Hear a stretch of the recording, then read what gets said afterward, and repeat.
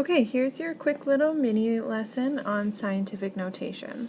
So we have this really big number here, and do you know what has a mass of this huge, huge number? It's the Earth.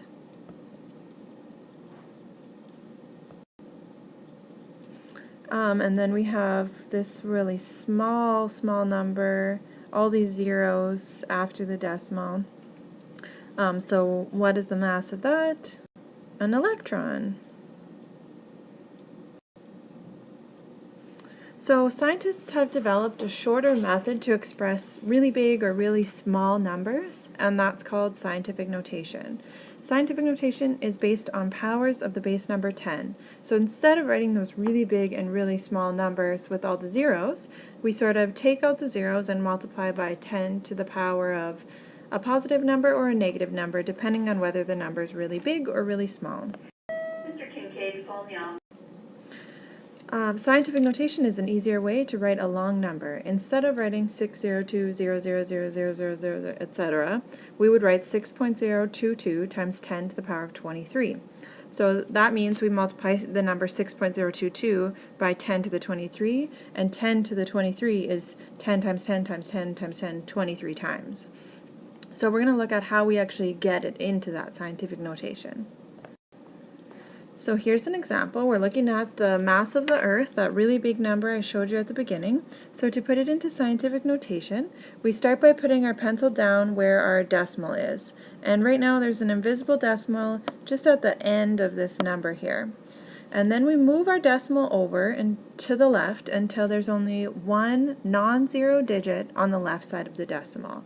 So you take your little pencil, you move it, and you count as you're going. So 3, 4, 5, 6, 7, 8, 9, 10, 11, 12, 13, 14, 15, 16, 17, 18, 19, 20. I'm just going to write that down to hold my spot. And then you see, okay, now we're getting into the actual numbers here on the left side, but we want to move it until there's only one non-zero digit on the left side of the decimal. So 21, 22, 23, 24. Hopefully I counted right. So we moved the decimal over 24 spaces. So then we can write it into our scientific notation. So we write the number 5.97336, and then we have just zeros after that, so we don't have to worry about writing down those extra zeros, because the whole point of writing it in scientific notation is so that we don't include all those zeros. And then we go times 10 to the power of however many times we move the decimal, so we moved it 24 times, so we put it to the power of 24. And then you decide, is it positive or negative? So if the number we started with is a really big number, it gets a positive exponent. And if it's a really small number, it gets a negative exponent. So this is going to have a positive exponent because we started with this super huge number. Then we just put the units on the end, kilograms. So another example here, this time we're working with a really small number. So we start the same way. You put your number down, you put your pencil down on where that decimal is, so right there. And then we move the decimal over until there's one non-zero digit on the left side of the decimal. So, and count how many times you're moving it. So 1, 2, 3, 4, 5, 6, 7, 8, 9, 10, 11, 12, 13, 14, 15, 16, 17, 18, 19, 20, 21, 22, 23, 24, 25, 26, 27, 28, 29, 30, and then one more, 31. We want to stop right there because now we have one number that's not a zero on the left side of the decimal. So if we put our decimal right there, we have just one number on the left side.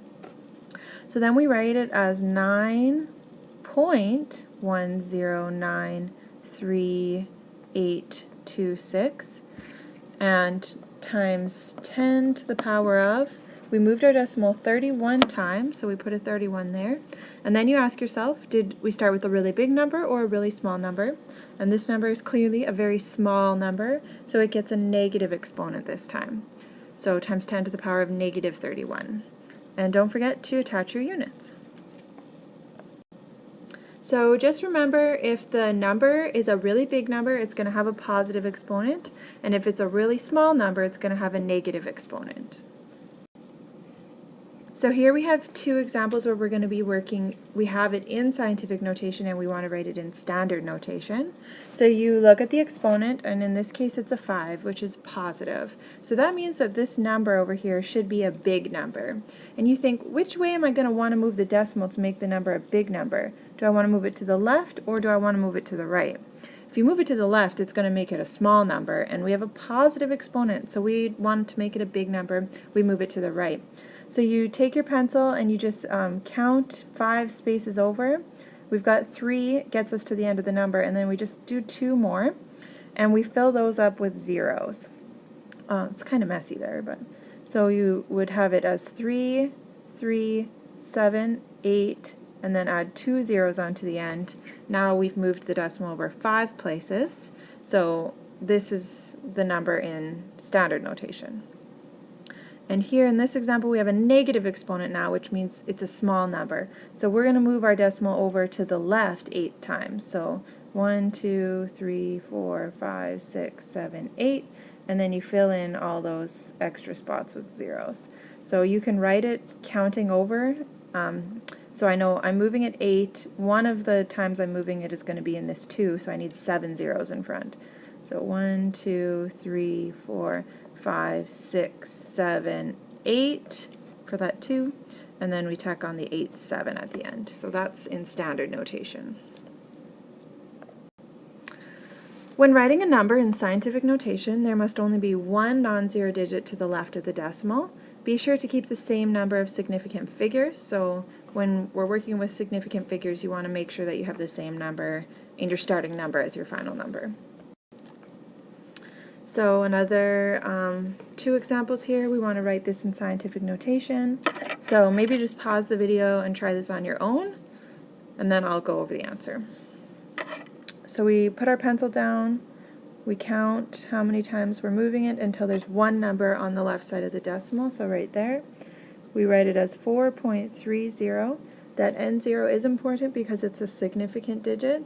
If you haven't learned about significant digits yet, or if that doesn't make sense, make sure you watch the video on significant digits. So then we go times 10 to the power of however many times we moved the decimal. We moved it 4 times, and then you ask yourself, is it a positive or a negative? It should be negative because it was a small number. And in the second example, you move that decimal over until there's only one non-zero digit on the left side.